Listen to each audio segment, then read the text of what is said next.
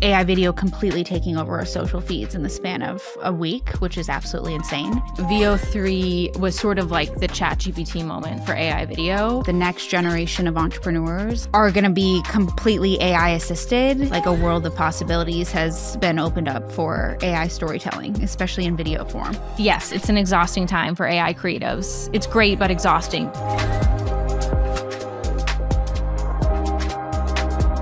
I'm Justine. I'm Olivia. And this is our very first edition of This Week in Consumer AI. So we are both partners on the investing team here at A16Z, and we are also identical twins. Very confusing. Extremely confusing, but should be fun for a podcast. And we're excited to chat about some of the cool things we saw in the wild world of consumer AI this week, starting with VO3, Google's video model. Then we're going to talk through the ChatGPT advanced voice mode updates and Apple's big AI announcements. And then we're going to cover ElevenLabs' new voice model. We're going to talk about some data that our team put out recently about how fast consumer AI startups are ramping revenue. And then we'll talk about Flux's new editing model, Context, and how Justine used it to make her own Froyo brand. And stay tuned for the end because we have a cool tutorial and some demo footage on how to make your own brand. Things are moving so quickly that it feels like we went from exciting but maybe not super realistic AI video to AI video completely taking over our social feeds in the span of a week, which is absolutely insane. Yeah. I've been following AI video for a few years now. You probably remember I've been an early user of all these models. Yes. And I have wanted them to work and to make cool things that everyday people would like for so long. And I would say VO3 was sort of like the ChatGPT moment for AI video, where we were suddenly seeing all of these VO3 generations blowing up with millions of views, channels only featuring VO3 videos getting hundreds of thousands of subscribers within days. Yeah. What's actually different about VO3? Yes. So, okay, I should give the overview first. So VO3 is Google DeepMind's latest video model effort. So they released VO2 late last year, which was like the first sort of breakthrough in showing that you could get really high quality video, like a consistent scene, consistent characters, physics, like things that just looked good. And VO3 is the next iteration of that model series. And what's very different about it is it generates audio natively at the same time it generates video. So you can actually prompt it with a text prompt to say something like a street style interview where a man and a woman are talking about dating apps. Or you can be even more specific and say something like a street style interview where a man walks up to a woman and asks her, "What dating apps are you on?" And she replies, "Why are you asking?" And then gives him a suspicious look. And so you no longer have to go to another platform to do an audio voiceover or anything like that. You can get a full-featured talking human video with multiple characters in one place. They left behind a ball today. It bounced higher than I can jump. What manner of magic is that? It feels like a real unlock to me as someone who's been following AI video less closely, and that people are now able to generate in one prompt a full vlog, a full talking head video, something that looks like a podcast. Yes. In one go. And I think that's why we've seen things like the Stormtrooper vlogs completely blowing up on TikTok and Instagram. I told you, Greg. I told you not to touch the nav system. I followed the route. You plotted it upside down, Greg. Yes. So the interesting thing about VO3 is it's limited to 8-second generations only. And it doesn't generate audio if you start from an image to video, only if you start from text, which means that it's really hard to have longer than an 8-second clip with character consistency, unless in your text prompt, you're referencing a character that the model already knows. Okay. And so that's why we've seen all of these hacks of all the viral vlogs featuring like stormtroopers or a Because Yeti. you can't see their faces. They're covered by a mask. Yes. Or the Yeti, the model knows what the Yeti looks like, or a capybara. Like if it's not a human face, I think we're less sensitive to little changes between the 8-second clips. And so you have people generating minutes long videos that look like a consistent vlog character. Yeah, they've been super fun to watch. And then how do you actually use VO3? It feels like there's been some confusion. Yes. So when VO3 first came out, it was only available on the Google AI Ultra plan. Okay. Very confusing. Through Flow, Google's new creative studio. And you had to be on the $250 a month plan. So there was a lot of hype, a lot of FOMO. Now, the model is available via API. Okay. So what that means is a bunch of consumer video platforms like Hydra or Krea are offering access to VO3 on their $10 a month plan. Or some of the more developer-oriented like API platforms like Fall or Replicate are offering generations where you pay per video. It's priced around like 75 cents per second today. Wow. Okay. So still pretty expensive. Yes.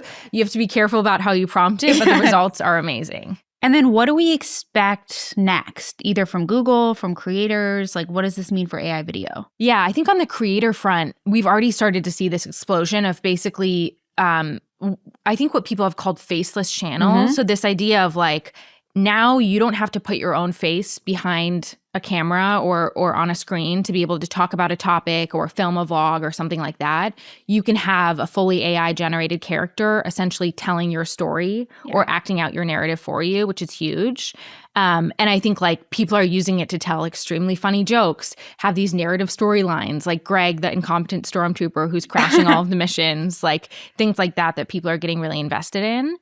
In terms of from the model providers and the companies, VO3 is clearly very expensive to run. Yeah. So I would imagine, Google will want to train the next model that's even bigger and is able to generate longer videos, but we'll struggle with things like coherence and we'll also struggle with honestly the pricing of the model. Hopefully we'll see more sort of condensed, optimized, distilled models that are able to do similar things at a lower cost. Yeah, I'm excited for it. Okay, so there was a lot of news last week, so Yeah. this got kind of lost, but I heard there was a big update to ChatGPT's advanced voice mode. Yes, they announced it on Saturday, which was an interesting choice. Weird time to drop. Yeah, I think they actually dropped the improvements last Thursday or Friday. It was first only for all paid users, and now I think it started rolling out across the broader user base. But essentially, they made advanced voice mode a lot more human. The really interesting thing was ChatGPT was the first one to do what I would call kind of real-time consumer voice, where you could have like a conversation. And this was like last September in the ChatGPT app. But then they didn't really improve the product or the model that much, at least from my perspective. And we saw Sesame and other open source providers come out with arguably better and way more human-like models. We saw Gemini, we saw Grok launch voice products that were much more realistic. Right. So I think it was kind of a question mark for a lot of people what ChatGPT was doing with consumer voice. And so what makes it better now, or what were the main upgrades? We should actually just maybe talk to it and see. It's live demo time, folks. Hey, ChatGPT, are you there? Hey there, yep. I'm here and ready for the demo. What can I help you with today? Did they make some improvements to your voice over the last week? Yeah, they did. They've been rolling out some updates to make my voice sound more natural and expressive. I'm glad you noticed. Yeah, I can hear like your voice maybe inflects upwards when you're approaching a question, or sometimes you'll say or something that sounds like a mistake but actually makes you sound more human. Exactly. Those little touches are all intentional to make the conversation feel more natural and relatable. It definitely makes things a bit more fun and engaging, I think. Very cool. Amazing. Yeah, it's crazy to hear. It's always wild when a voice model like coughs Yes. or, even funner things like taking on an accent or speaking in another language or things like that. But then also I think just the pure realism of the voice that demonstrated is also extremely impressive. It's so funny too, because when advanced voice mode first came out, my feeling was like, wow, this is amazing. This is incredible. This is so human-like. But then like a month or two later, Notebook LM came out. And that was the first real voice experience that put in those ahs, pauses, other things that are so human-like. And it was like felt like such a huge upgrade. And then when you use advanced voice mode, you're like, this is not that advanced anymore. And so now it's finally there, which is super exciting. So it went from advanced voice mode to basic voice mode to advanced voice mode It's again. advanced voice mode again. Yeah. I think one of my questions then has been like, what took them so long? Right. Because they're on the cutting edge of so many models, and yet it feels odd to me that it took maybe 6+ months for them to roll out improvements that we saw from other model companies much faster. Yeah. I honestly think a big part of it might have been when they first released advanced voice mode, if you remember all the controversy around her. Yes. And was this going to be a companion that replaced humans, and some of what people would think of as kind of scary implications of that. Right. It seemed like that maybe spooked them a little bit, and so they didn't want to put anything out there that sounded too human. Yeah, I mean that, and then also, I mean, OpenAI has been super busy. This has always, I think, been the question about the frontier, largely LLM labs, which is like, how do they balance priorities between the North Star of like text-based AGI, then what they're doing in video with Sora, all the image stuff they did, which we'll talk about a bit later with the 4.0 image model, reasoning, all of those sorts of things. Yeah, totally. It reminds me a little bit actually of one of the other, I say big tech, like OpenAI is now big tech in some ways. It counts. But the other big tech consumer update this week, which was the Apple Developer Conference. Yes. And all of the things that they announced around AI. Or didn't announce. And the fact that I think that people have been so far somewhat disappointed by Apple Intelligence, which is their bundled set of AI features. Yep. I think we've all been waiting on like the AI version of Siri or some kind of true personal assistant on mobile. Yeah. I asked Siri, so I had this the other day where I asked Siri, okay, tomorrow's Monday. What Monday is it of the month? Because SF Street Cleaning, I had to know if it was going to be the second Monday of the month. And it said, I don't know that. Can I search ChatGPT for you? Tough.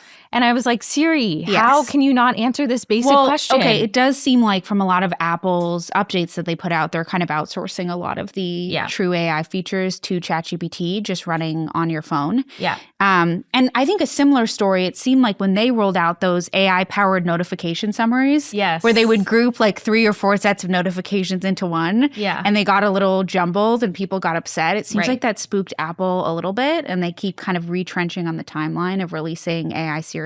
Yeah. So we'll see what happens. They were, at least in the announcement yesterday, leaning into things like updates to Genmoji and call transcription. I think the coolest thing I saw was real-time translation of calls and FaceTime. Écoute, ma chérie, ajoute une pincée de vanille et de l'eau de fleur d'oranger à la pâte. C'est ça mon secret.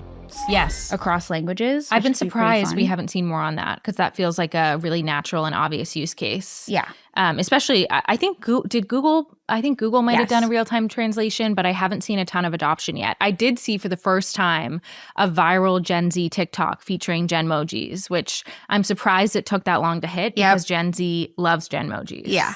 Holding out hope for those to make it really big. Yes. Okay, and before we get too far off voice, should we talk about 11 V3? Yes.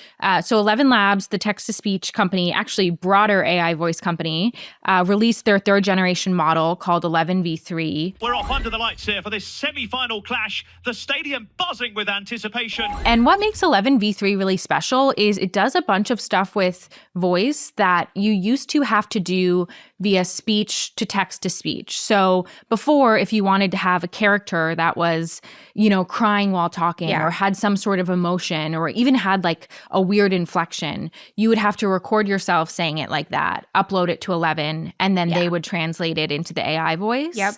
And now they essentially take all of the weird inflections, emotion, even accents, and they turn it into text prompting through these things called tags. So basically the 11, and I'm sure we'll show this, the 11 interface is an editor where you can take a sentence that you want the character to say, you pick your voice, you write your sentence, and then you can tag it like sadly or resigned or whispering or something like that. Liam, have you tried the new ElevenLabs V3?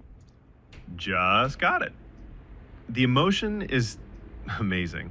I can actually do whispers now, like this. And you can do sound effects too, right? That is huge. So actually, should I bring up my example of this? Go for it. I don't know if it's going to play or not. Let's see.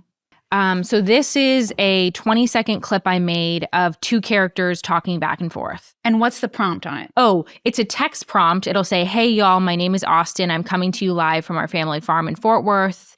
Then he's going to walk through milking a cow and someone's going to interrupt him. Great. Hey, y'all, my name is Austin. I'm coming to you live from our family farm in Fort Worth. Today, I'm going to walk through what it's like. Austin, are you faking an accent again? It's not faking. I was born here. And everyone knows you don't talk like that. So my favorite thing about that is it showcases a couple of things about the model. It can do bad accents. It can do terrible accents. It can do great accents. That was 2 different characters. Yep. At first, I prompted the Austin character of having a thick Texas accent. Okay. Then I prompted the cows mooing. And then you can also prompt interruptions, which is really cool. So a tag is literally like starts talking and gets interrupted. And then the next character that comes in, you can say, cuts the other character off. And so for narrative storytelling, for ads, marketing, anything, it makes it sound like a natural conversation, which we've never had with AI voice before. Yeah. It feels like between this and VO3, like a world of possibilities has been opened up for AI storytelling, especially in video form. Yes, it's an exhausting time for AI creatives. It's great, but exhausting because there's just way too many fun stuff to test. Yeah. Any other favorite use cases of this? One that I made was one of those like car extended warranty videos that you could actually make sound as menacing as they somewhat feel. I think 11's actually doing a competition now where they're soliciting the best examples of people using V3 from all around the world. So I'm going to be very curious to see. We've made all sorts of fun stuff, but how the professional narrative builders and storytellers are using it, because I think we've just like scratched the surface of what's possible here. Amazing. Okay, so you put out some data last week about AI revenue ramp and how fast companies are growing. Let's chat through the main takeaways from that. Yeah, so basically the methodology here, or maybe even back up, the purpose here was, I think we all have this idea in mind, or maybe we have that idea because we've heard it a billion times, that like we're in a new era of growth now. Thanks to AI, companies are scaling faster than ever before. Right. But my question was like, what does that really mean? And how fast is that? Is it 20% faster? Is it 50% faster than what we saw pre-AI? Right. So we are blessed to get to meet tons of companies here every day. We meet dozens of companies a week. So we went back and essentially just pulled all the data from companies we've met in the Gen AI era, which I would say is the last, 22 to 24 months. Right. And we looked at, once they started monetizing, how fast are they growing? I would say pre-AI, if you're a B2B startup selling to enterprises, if you got to $1 million in ARR in the first year, that's like amazing, best in class. That was like the rule of thumb. I remember that. It's the known metric. Very exciting. If you were a consumer startup, you would not make money for 3-5 years, maybe longer. Yes. The whole idea was to build up a user base and then probably monetize them directly via ads. Or transactions for like a marketplace, maybe. Yes, down the line. And there were counterexamples to that, some subscription companies, but that was definitely not the dominant model. Yeah. That has fully shifted in the AI era, and most companies are now making money directly from consumers via subscription. What we found was actually pretty surprising, which is that the median ARR, annualized revenue run rate, is now $4.2 million at month 12 for consumer startups.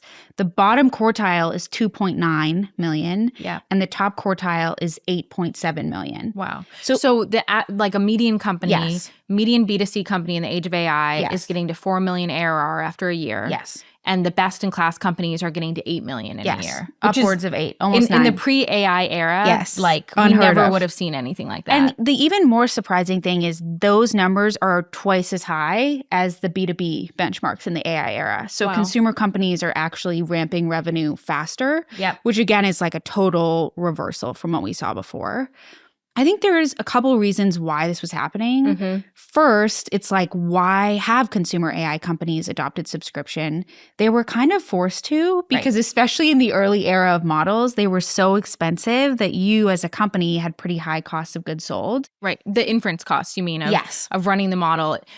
Historically, software, the benefit was like there was no marginal cost. So you made an app, there's no additional cost to serving the next user. In AI, that is actually not true at all. Especially if you're running inference on a model, it costs you cents, maybe even dollars for each query. So each user could be costing you dozens of dollars a month. Yeah, absolutely. So a lot of companies had to at least try to charge. Right. And it turns out that these new products that are AI native are so powerful that consumers are willing to pay. Right. So we also ran some additional data analysis that shows that on average, consumer AI startups are charging $22 a month across the average user, which again is like more than double what they were able to charge pre-AI for subscription companies on average. Right.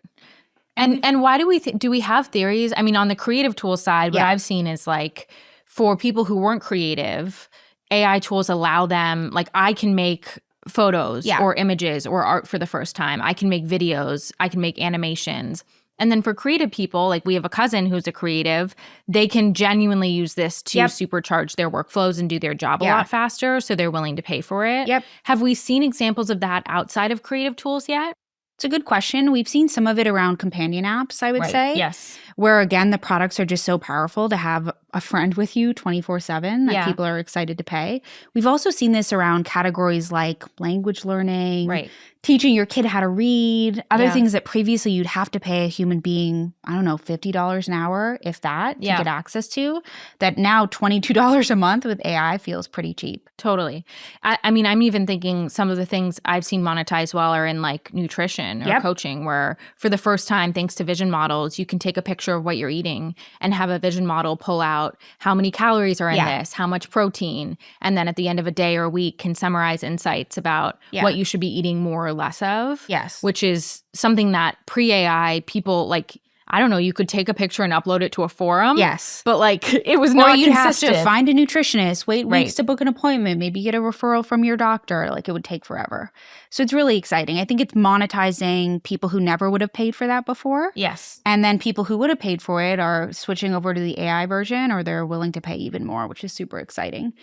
The other thing that I think people have questions about is, or maybe doubts about, would be like, okay, great, they're growing fast, but they're not retaining a lot of users. Right. We did some analysis on this too. There's definitely a lot of tourism, we call it AI tourism behavior in terms of free users, which means you get a lot of hits on your website, essentially, and most of those users don't stick around. But if you look at it on a paid user basis, so once you actually subscribe, consumer AI companies are retaining at the median pretty much just as well as pre-AI consumer companies, which is really exciting. I feel like what we've seen, especially on revenue retention, which is fascinating, is like you might have more tourists, so you might have more people who subscribe and then cancel. But then for the first time, you have like real sort of upsell activity in consumer subscriptions, whereas like, you know, you're not just paying $10 a month for the app. You're paying $10 a month for the image model. But then if you love it and you run out of credits, you're paying another $10, $12, $50 for additional credit packs before the next month of your subscription starts. Yes. And so that means you see revenue expansion opportunity now in consumer that we only used to see in enterprise. Absolutely. Or honestly in games, what they call like monetizing the whales, the people who are the really high spenders, which is to me one of the most exciting things about consumer AI products right now. Yeah. And we're seeing, I would say, companies convert consumer revenue to enterprise revenue way faster than they ever did before. Like companies like Canva previously took 5, 6, 7+ years to really move from consumer, prosumer to enterprise. Right. And now we're seeing companies like ElevenLabs is a great example where someone might start using it as a $10 a month plan to make their own fun videos at home. And then turns out they work at some big entertainment company and they bring it in there to work, and then they convert to a really high ACV enterprise contract, which is super exciting. I mean, I feel like we even saw that in the very early days of consumer AI. I remember our friends at ad agencies or entertainment companies would tell us that they were using Midjourney to mock things up, or even using the images in their final work products. Totally. So it was like a true enterprise use case, but growing bottoms up, which is sort of a fascinating motion. Yeah, it's exciting. Consumer is back. All right, awesome. We're moving on to our demo of the week. So one fun fact about us is that we genuinely love, like, at least for me, it's probably my number one hobby now. Trying out all of the AI creative tools especially, but also AI like consumer products more broadly, figuring out how to make cool things and then sharing the workflows to other people whose number one hobby is not doing this. So this week, we are going to talk about brand creation and ideation using AI. I made this new frozen yogurt brand called Melt that I iterated on with ChatGPT. Then I took to Ideogram, and then I took to Krea to kind of do the final touches and to make these really cool product photos and even store photos.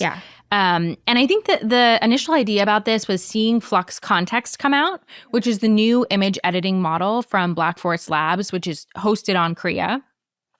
And Flux Context, you can kind of think of it like the GPT-4o image model, where you can upload an image and then you can say, you know, make this Ghibli style was the viral example. You can also say, like, take the person from this photo and put them in a new environment, or, you know, take the logo and change it slightly, add or remove objects. I've seen it described as kind of like Photoshop, but with natural language prompts. Yes. Like you can edit with words for the first time. And I think that is what makes it different than the 4o image model, which is the consistency to which it retains the item or the character or whatever is much, much better. We'll show some examples here. But basically, if you're taking a photo of yourself and uploading it to GPT-4o and saying, like, put me in a podcast studio, you will likely end up looking completely different in the new photo than you did in the initial photo. Yes. Or maybe some similar features, but quite different.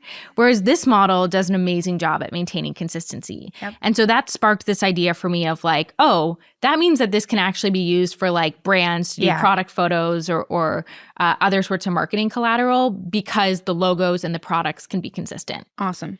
And you know I'm a huge Froyo fan. I feel like Froyo has gotten an unfair shake in recent years. It's kind of seen as the little kid thing. And so I wanted to make like a cool, hip, modern 20s New York Froyo brand. Okay. I went back and forth with ChatGPT on this idea to land on the name Melt, which I love, and to land on the branding of like, this is sort of what the font of the logo will look like, and then this is the color of the packaging. And then I took that prompt for the logo to Ideogram, which is an image generation and sort of editing canvas. And it's super good, I think, at logos, typography, anything sort of product or word related. And I had it generate sort of this photo of this Froyo cup that is floating in the air with the Melt logo and branding. Yep. Then I downloaded that photo and I took it to Krea, where I used the Flux Context new editing model to run all different kinds of scenarios. Yeah. So what's really cool about that is you can upload the photo and then you can say, take this Froyo and put it sitting on a counter at a trendy restaurant. Put it in the hand of a woman at a park. Or even make the Froyo cup, instead of blue, make it white and give it a pink border. Make the Froyo itself purple if they're having like an ube Froyo special. Yeah. And then I think the next step, which I didn't do here, I kind of stopped at the product images. And I actually made an image of the store too. I took the logo and I superimposed it over really a store good. I generated. I know, it's like you want to go there. But the next step even further would be video. Yes. So my idea is to take all of those sort of product shots, take it to VO3 or Higgsfield, which does really cool special effects stuff. Yeah. And have the Froyo cup in action. See how good and have the it model, actually melting over the side. have it melted. It has to melt. I'm very curious to see, do the models understand the physics of Froyo? Like if it tosses the cup in the air, how does the Froyo land? Does it kind of plop like we all know Froyo would in real life? Yeah. And obviously this was just like a fun experiment for me. I'm not, unfortunately, actually going to be starting a Froyo brand, but it sort of makes you start thinking about like, if you work at an ad agency, for example, and you're mocking up a deck for your client about your latest campaign, why would you not use something like this to show them what it might look like? And you did it in, less than a couple hours. And honestly, the branding does look more exciting than a lot of kind of professional brands that we see out there. And so it makes me think about like the next generation of entrepreneurs are going to be completely AI assisted in a lot of these assets that they're putting together. And I think they're going to be able to make full stack AI brands. Like there's also products where you can design with AI, you can make ads with AI. Like I think there'll be no reason for any person not to have their own product line, small business, open a store if they want to. Like AI is assisting with these kinds of things too. Totally. Yeah. I think we'll see brands that are like logo, product photo, maybe even product itself designed by AI, vibe coded / vibe designed website or mobile app. And then kind of drop ship to the end consumer. Social media ads also generated with an AI, an avatar that holds it up for you and sells it on TikTok or Instagram it's Live. promoted by AI influencers who are VO3. They don't actually exist. I think that sort of thing is going to be really fascinating to see, because it kind of like you no longer have to know how to work all of these technical tools that you had to be able to use. Like even Photoshop, there's so many buttons. Yeah. It's like very complicated. And now you can just ask for what you want in a text prompt, get something generated, and iterate on it until you end up with something that you really love. Amazing. Which I think is crazy powerful. Awesome.